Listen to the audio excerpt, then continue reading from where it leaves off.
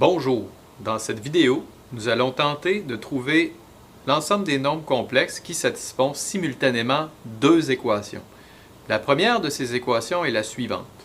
Alors on affirme que le module du nombre z moins 3 moins 3i doit être égal à 2.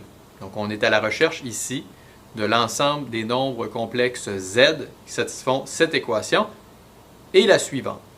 Okay? Alors, on remarquera dans l'équation 2 la présence du conjugué de z. Alors, bien sûr, il faut se remémorer ce que cela signifie. OK. Alors, dans un premier temps, non.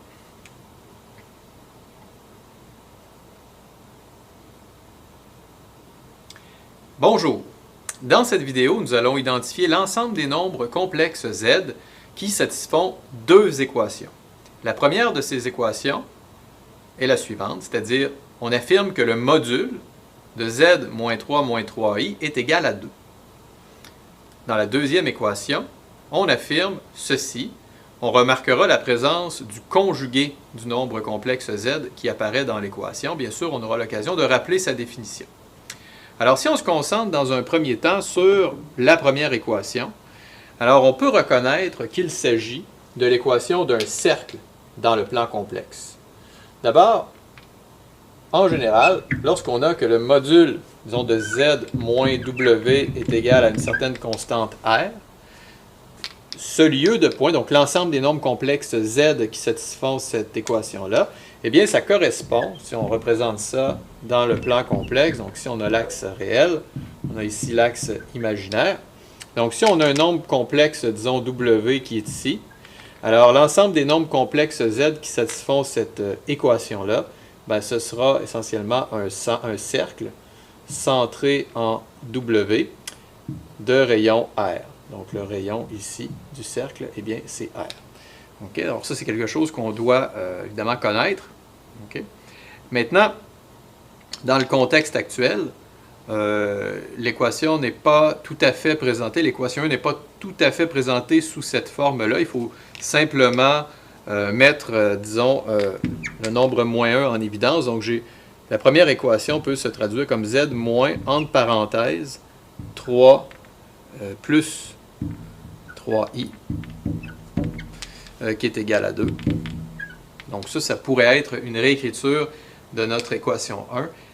Qui nous permettrait d'utiliser en fait ce que nous connaissons des lieux géométriques de cette forme. Bon, parfait, donc ça on pourra y revenir, mais essentiellement ce qu'on peut déjà affirmer, c'est que finalement, pour ce qui est de ce qui se passe avec l'équation 1, ben, quelque part ici, on a le nombre 3 plus 3i. Okay? Puis, on est intéressé à regarder les nombres qui satisfont l'équation module de z moins 3 plus 3i qui est égal à 2. Alors, on va avoir essentiellement un cercle ici, comme ça ici, un cercle de rayon 2 centré en 3 plus 3i dans le plan complexe. Alors, ça, tous les points qui sont sur ce cercle-là satisfont uniquement, en fait, satisfont la première équation. Mais il y a certainement des points qui sont sur ce cercle-là qui ne satisfont pas la seconde équation.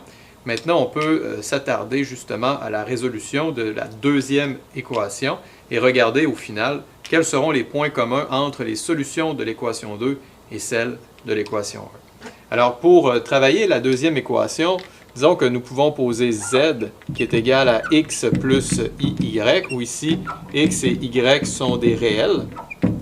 Donc, on donne une forme cartésienne pour le nombre complexe z. Évidemment, son conjugué sera alors égal à x moins iy. Alors, on peut remplacer dans l'équation. Donc, on va avoir x plus iy. Ça, c'est notre z. Donc, je fais donc référence là, au z qui se trouve juste ici. Là. Donc, ça, c'est le z que je suis en train de décrire, fois 1 moins i, qui est égal au conjugué, donc x moins iy, fois 1 plus i. Donc, je vais tout simplement effacer cette partie pour l'écrire ici. 1 ou plus i, comme cela. Donc, si on développe maintenant le membre de gauche, donc on a x qui multiplie le 1 moins i. Donc, on va avoir x moins ix. Ensuite, on aura iy qui multiplie 1. iy qui multiplie moins i. Donc, ça va donner moins i carré y. OK, donc j'ai moins i carré y. OK.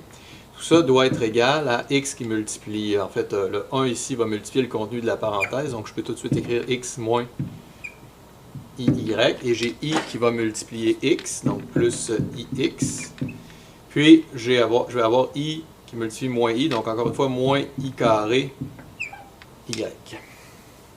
Alors ça, c'est notre équation, une fois qu'on a remplacé z par x plus y, z bar par x moins y, qu'on a fait certaines manipulations algébriques. Alors, on constate qu'il y a évidemment des choses, des éléments qui vont se simplifier là, dans chacune des équations. Donc, d'abord, on a un x ici qui se simplifie avec le x qui est là.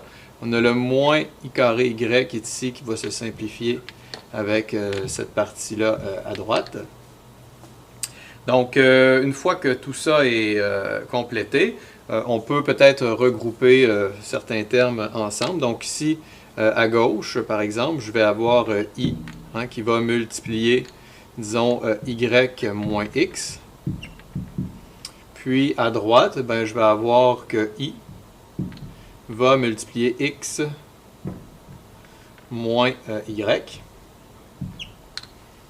Donc on peut évidemment simplifier par i, de telle sorte que y moins x va être égal à x moins y. Maintenant, si on isole, disons, y à gauche, je vais avoir 2y. Je vais de l'autre côté avoir 2x, de telle sorte que y doit être égal à x. Okay? C'est donc dire que pour la deuxième équation, l'ensemble des nombres complexes qui vont la satisfaire sont les nombres situés dans le plan complexe sur la droite y égale à x. Alors, on peut évidemment, le point 3, 3i appartient à cette droite. Donc, je vais avoir les points qui sont situés sur cette droite que je trace en pointillé. Donc, on peut s'attendre à ce qu'il y ait deux solutions à notre système de deux équations, puisque clairement, le cercle et cette droite s'intersectent à deux endroits. Nous allons maintenant calculer, en fait, quels sont ces points qui appartiennent simultanément aux deux équations.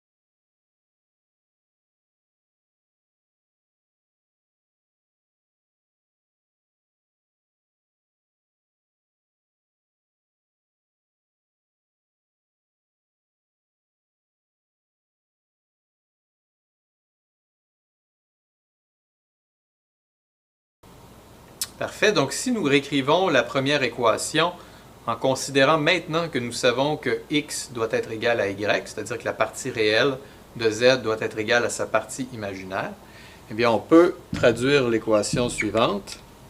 Donc, on doit avoir que le module de x plus ix, hein, c'est de là que j'ai... En fait, c'est ici que j'utilise le fait là, que y est égal à x d'après le travail qui a été fait précédemment. Okay. Donc, on utilise ce fait-là. Bon, moins 3 moins 3i, comme ceci, doit être égal à 2. Maintenant, bon, alors le module étant toujours une quantité positive, dire que le module doit être égal à 2, c'est la même chose que dire que le carré du module doit être égal à 2 au carré, donc 4. Donc, ce qu'on a ici, c'est essentiellement x moins 3. La partie réelle, c'est x moins 3. que je mets au carré. Donc le module, pour ce qui est relativement à la partie imaginaire, je vais avoir x moins 3 aussi. OK, donc je suis simplement en train de calculer ici le carré du module, qui doit être égal à 4. Donc on se retrouve avec 2 parenthèses x moins 3 au carré qui est égal à 4, ce qui signifie que x moins 3 au carré doit être égal à 2. Alors cette équation-là possède deux solutions. Donc on a ou bien que x moins 3 est égal à 2, à racine de 2, ou encore à moins racine de 2. Alors je peux tout simplement écrire ça de la manière suivante. Ce qui signifie que x doit être égal à 3 plus ou moins racine de 2. OK? Donc à cet endroit, comme nous savions déjà que x devait être égal à y, donc on déduit les deux solutions suivantes. Donc j'ai z1, disons ma première solution, qui va correspondre au nombre x. Donc quand je remplace, disons, x par 3 moins racine de 2. Donc ça, c'est ma partie réelle de ma première solution, celle qui va correspondre à cet endroit ici. Donc on va avoir à cet endroit-là, disons, 3 moins racine de 2. Puis évidemment, ben, x est égal à y, donc on aura aussi à cet endroit 3 moins racine de 2, tout ça qui multiplie i. Donc plus i fois 3 moins racine de 2.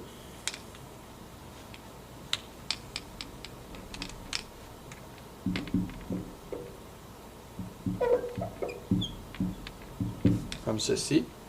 Et comme deuxième solution, ben, nous avons 3 plus racine de 2, plus, parenthèse, 3 plus racine de 2 fois i. Évidemment, ben, ça correspond à cette situation-là. Donc ici, on est en 3 plus racine de 2. Parfait. Alors voilà, donc en résumé, ce que nous avons fait, c'est que nous avons d'abord identifié les nombres complexes qui satisfaisaient la première équation. Ça a donné lieu à un cercle dans le plan complexe. En deuxième lieu, on a identifié les solutions de la deuxième équation. Ça a donné des nombres complexes qui étaient situés sur une droite, à savoir la droite y égale à x. Et pour répondre ultimement à la question, ben, il fallait identifier les points qui étaient communs à ces deux lieux-là. Et ça nous a donné 2 points qu'on avait un peu devinés géométriquement, mais qu'on a par la suite calculés explicitement. Voilà.